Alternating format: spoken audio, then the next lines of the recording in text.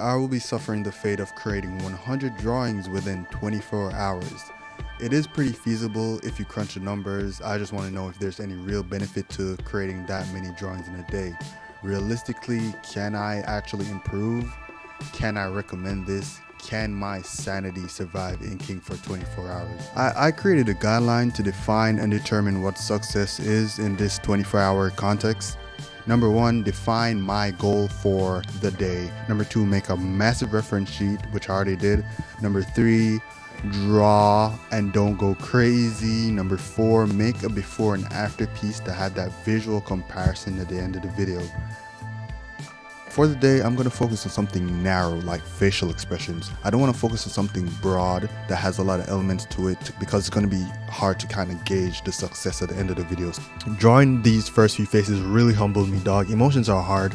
They're hard to understand. It makes sense why all my characters look so dead and lifeless for so long, because it's really hard to grasp and be able to depict that on a 2D face. But Fooly Cooly does it really well. It's one of the most elite at this specific task, and I spent like 2 hours watching this show and gathering crazy amounts of screenshots. On the reference sheet, there's also faces coming from some of my favorite artists with very unique stylizations and expressiveness in their characters, and I think just having a variety of styles and expressions and emotions would just be better for me if I actually want this to be worth it. The link's gonna be in the description for the artist as well, so check it out. I was surprised at how much I had to work to get these faces looking right. I feel like I overestimated my drawing skills, especially at the start. I was like, this is gonna be easy. I'm gonna have a lot of fun. I wasn't having fun. I was surprised. I thought Fooly Cooly would be. The thing is, I arranged the faces on the reference sheet in order of difficulty, so Fooly Cooly was at the top because I thought it would be the easiest, and then the other art styles are going to gradually get more and more difficult for various reasons. I was chicken scratching away and I was so embarrassed that I was like, what am I chicken scratching? I'm a fraud. I don't even know how to draw, you know what I mean? I didn't want to put this out, but I think I kept pushing through it and I got to like face 24. I kind of like calmed down and just allowed myself to make mistakes and embrace them. And I feel that's the important part of this video, just being the authentic and showing that real version of this process where you're going to be bad until hopefully eventually probably maybe you're not as bad as you were when you just started. Man, I was getting proud of the faces, man. Like the entire row, to be honest, the entire row, I really kind of nailed it down and start to understand how they were doing the expressions, like where to put the lip. Like if I'm going to do the smiling, I'm going to do the angry face, you know, I'm watching the eyebrows scrunch up for the angry face, and I'm looking at the nose flare out for someone who's in intense emotions. That's stuff that I wouldn't have really recognized if I didn't do this. Then allow me to kind of focus on the references and replicate it in a way that is actually pleasing to my eyes. I was trying to do more confident, deliberate line work, and I still have a long ways to go, but there's the third row and the first row, just that comparison is big, and I have a lot more rows to go, you know what I mean? At face 36, I've been drawing for 5 hours flat.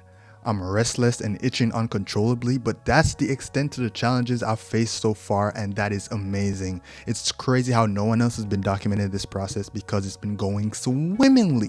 Nothing has went wrong, no technical difficulties, no injuries, no major setbacks. This is awesome. Phase 40 is the end of the easiest section of the reference sheet, so 41 is going to be me transitioning to a completely different art style with different requirements. The next group of faces is under the beast of the game, sub-jaw art. Man, for years I've been admiring their brilliance, dog. There's just so much that goes into a sub-jaw art piece that I'm worried about how I'm going to just tackle it. Their work is such an interesting blend of stylization, palette, line work, and it just oozes elegance from all fronts. While I'm focusing on their expressions, which is quite subtle but also impactful, it's just very confusing, especially with the wackiness of Fooly Cooly that I'm just coming from. I don't know how it's gonna work, but I'm gonna try to see if I can grab something from sub-jaw art because their work is just too cool to not want to learn from. I'm far outside my comfort zone, but I think I'll have some fun trying to get this to work. One thing to take away, I feel myself getting better observing, replicating, mimicking, And I definitely don't think that makes this worth it, because I'm doing a ton of drawings just to replicate stuff. It is not enough for me to be happy. I want to see if that translates in other ways. That would be way more important. But those observation skills are helpful in a lot of scenarios, and this is one of them. So I'm happy that I'm able to confidently say that I'm going to be able to replicate Subjaw's art's face well eventually, hopefully, maybe. If you've been keeping track of the number of faces, I skipped a few because I lost the footage. My computer crashed. I was screen recording for 7 hours straight, which wasn't a very smart move, but you live and you learn. I shed a ton of man tears when that blue screen of death came up on my computer, but we didn't lose everything. I didn't lose all the footage. I have jump rope in the bag, but let's just say I wouldn't be in a jumping mood if I lost the video. If the previous faces were hard and they were meant to be easy, these next faces are going to be hard in theory and very hard in practice. Pontic Art is the artist I gathered these faces from, and their work is next level. It came up on my timeline and it's hooked me ever since. Check them out, link in the description. Very difficult is an understatement for Pontic Art. I had to switch my brush again because his work has zero pen sensitivity. So getting his unique line work style was going to prove to be very integral into like getting his expressions and his faces right. So I made that switch, and I realized I had to make the lines thinner, more confident, and also minimal at the same time, which is a lot of things I never do. I was forcing myself to also adapt his crazy shape language, which is a lot of big simplified shapes that you look at it and you feel the dominance. And I don't know if you've seen any of my work so far, but a lot of my shapes are submissive. I really don't know what I'm doing, so it's a hit or miss. Sometimes I get it, sometimes I really don't get it. So that was really funny looking back at this. I kind of write this section off because I was still really bummed that I blew up my laptop, so I was just trying to get it over and done with. But I knew I had to keep pushing until 80 before I took another break again. I didn't like fatigue, you know, so give me a break, dog. Face 81 is going to be the final artist of the video. But before then, I think it's about time I show you the baseline piece that I made way before this to show you where I was, so you can really see the growth. If there isn't, no, there's growth. Stop that shit now. I knew I was making the before piece specifically for the video, which was a blessing and a curse. I wanted to put my best foot forward, but not too much, so I swayed the outcome in the later half of the video, right? So I gave myself a few limitations that I think was important. First limitation, absolutely no references. I don't always do this, but I use references when I have an idea and I'm looking for inspiration, but I didn't want any inspiration. I didn't want any outside factors affecting what I drew and how I drew it. Number two, have no plan. I do this all the time to keep the consistency for the sake of the video. I wanted to keep it.